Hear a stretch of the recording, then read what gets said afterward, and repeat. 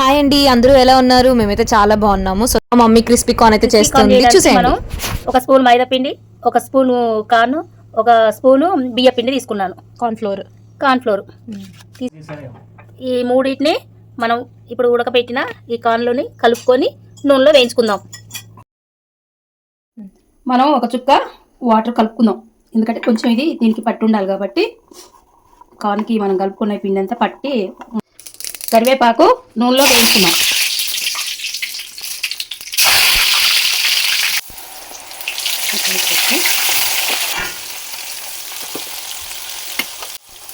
ఇప్పుడు మనం వేయించుకున్నాం కదా, వీటిని ఈ నూనె పోయేటట్టుగా కొద్దిసేపు పక్కన పెట్టుకుందాం. భయపెడుతుంది మా. ఇవి పేలుతాయి, జాగ్రత్తగా చేసుకోవాలి మరి. ఇప్పుడు వీటి నూనె అంతా తీసేసి కొంచెం లైట్గా తాలింపులాగా పెట్టుకుందాం. వీటిని మిరపకాయలు, వెల్లుల్లి, 4 తాలింపు గింజలు, కొంచెం పెప్పర్ పౌడర్, పసుపు, స్వీట్ కార్న్ వేసాను. ఇందులో కొంచెం మనం ఉప్పు, కారం వేసుకుందాం.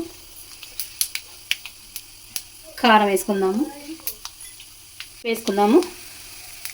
కరివేపాకు కూడా వేసేసుకుందాం. ఓకే, అంతేనండి. వేడి క్రిస్పీ కార్న్ రెడీ అయింది. తినేద్దాం.